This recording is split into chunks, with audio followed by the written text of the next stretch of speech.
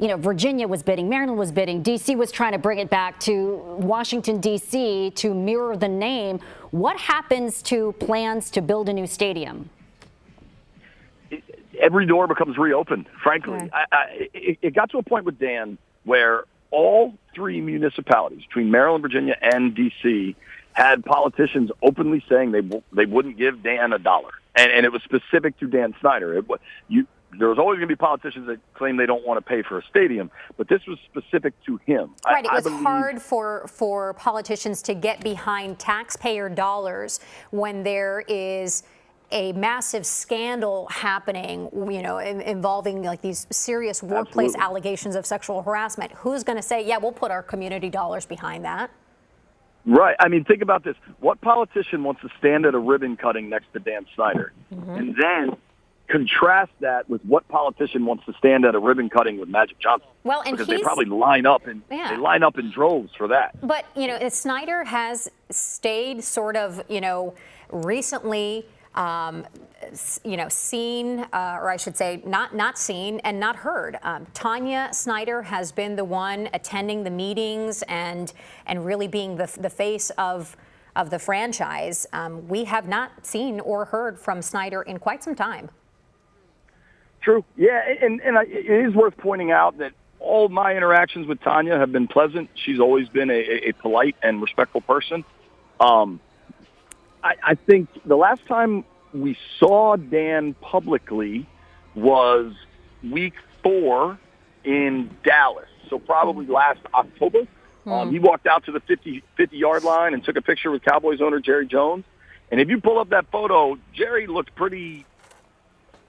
He looked uneasy. Oh, yeah, of course, because he said that this has all changed their relationship immensely. Right. And JP, we know that the players have not been able to say a whole lot, but I'm sure they have a lot of thoughts about the sale, the impending sale, the rumors of the sale. And here we are. What do you think is going to be the response from all the players? We were looking at that video of some of the alums from the Commanders in the glory years. Can you talk about that? Oh, I bet alums from the glory years will either not say much, and a few of them will be open and talk about how much this advances the team, frankly. You had the famous Hogs, the offensive line, and the people that really constituted the dynasty in the 80s and early 90s. They brought a lawsuit against the team late last year for trying to use Hogs without any sort of financial compensation to the people that coined the name.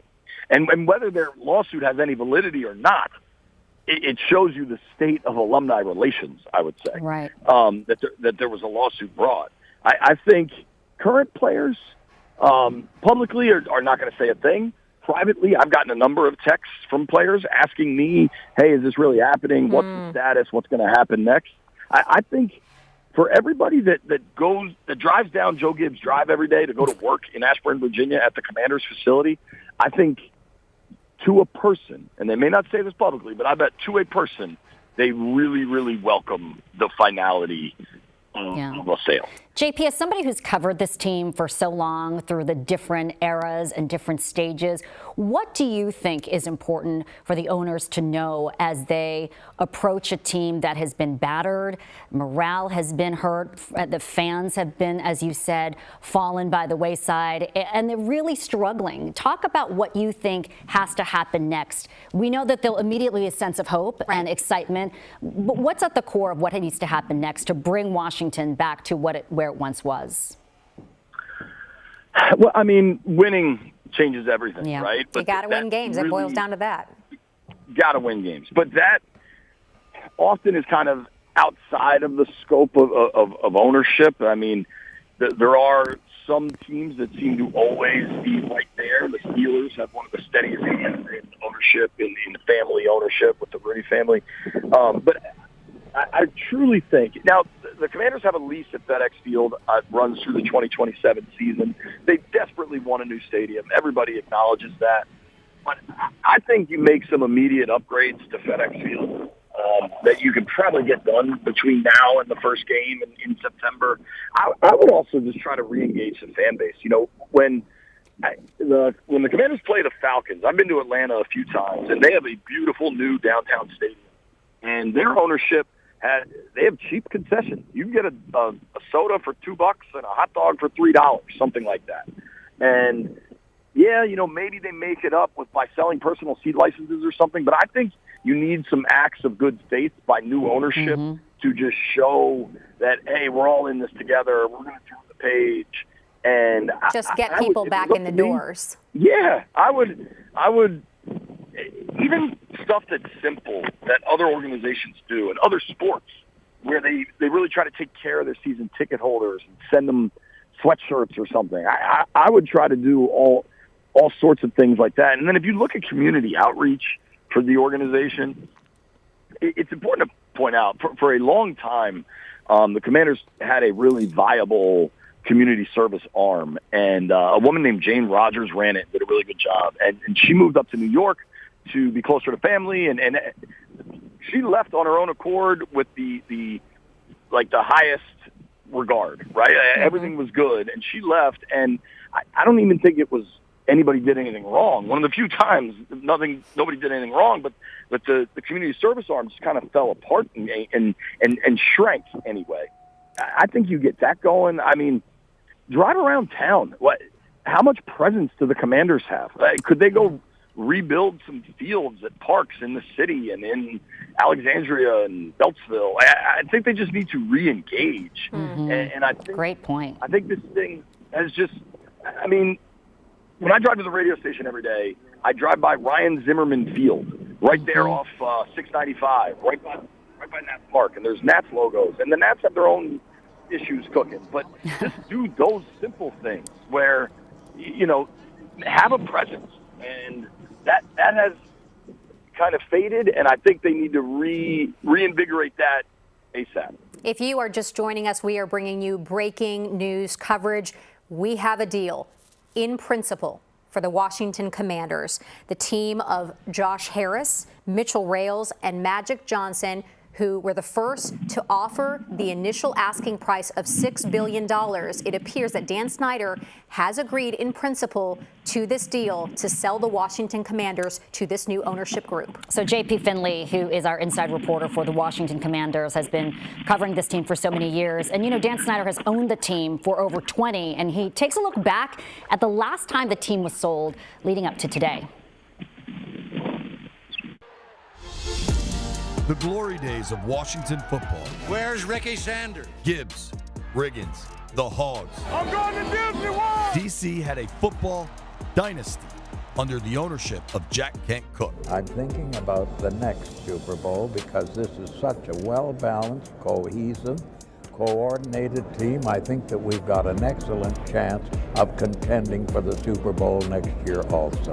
Superstar players, winning Super Bowls, and rabid fans rocking RFK. Someone always said if a fan ever gets the team, we're in deep stuff. On May 25th of 1999, 34-year-old Dan Snyder paid $800 million to acquire Washington's football team after the death of previous owner Jack Kent Cooke. I originally was going alone for the Washington Redskins, and he said, listen, I'm very friendly with Howard and Eddie, and why don't you meet the Milstein brothers? Snyder was initially part of a group including real estate mogul Howard Milstein. We have the right to determine who the owners in the National Football League are, and that we're not operating a business where you just come in on the basis of a high bid. We thank them for everything they've done, and we made our statement, and we're hoping to hear from them soon. But after that bid was withdrawn, Snyder found new partners.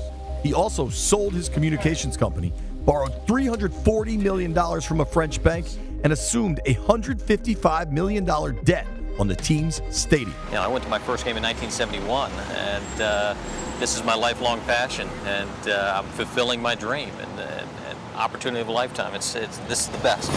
Snyder's takeover brought a shift in the coming years, not for the better.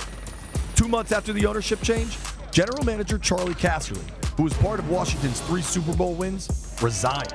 His replacement, Vinny Serrato, who proved ineffective during his time in D.C. Coaches were hired, coaches were fired. The legendary coach was rehired. More coaches came and went.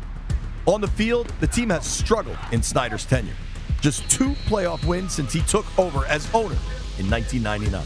I'm a delegator. I'm not an individual that gets so hands-on I tie everybody up. So I'm going to focus on getting the right football people in place to help out the right business people in place and make the decisions at the top level and give them the autonomy, the power to make it happen. And then I'm going to put the pressure on them to make sure it happens every day.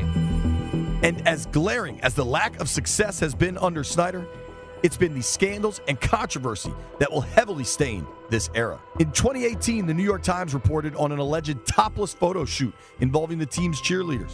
In 2020, 2 bombshell reports from the Washington Post on the toxicity of the Washington workplace, including bad behavior by Snyder himself. We've heard as a market, as a fan base, as whatever, journalists, next to nothing from Dan Snyder.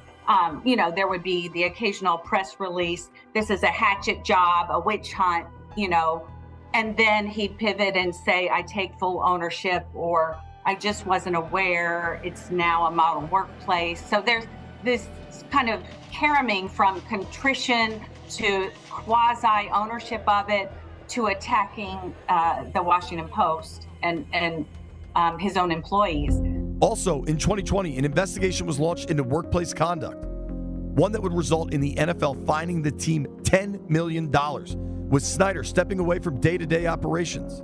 And after years of calls to change the offensive team name, after Snyder famously said that would never happen, and under pressure from sponsors, the team announced the name would finally be changed. And then it was changed again. Back to the investigation that revealed a toxic workplace culture. The written results have yet to be released. In addition, Congress launched its own probe, as did DC's Attorney General. There's also been the bungling of marquee events, issues with FedEx Field, and struggles to find a deal for a new stadium. The Snyder era has come to an end. As for the fans that are left hoping a new owner can bring this once storied franchise back to a prominent place in the National Football League. JP Finlay, News 4 Sports. So this is huge news this afternoon. Dan Snyder, the current owner of the Washington Commanders, agreeing to a deal in principle. Right. Now, this is not a fully done deal. They have an agreement on the table here. Right, the NFL Finance Committee, we've not heard yet from them. So but they're sure that we get that clear. Right, to sell the Commanders to a group that includes Josh Harris, Mitchell Rales, and Magic Johnson to the tune of $6 billion. We're following this story closely. We'll have much more first on News 4 at 4. We'll send you back to regular programming.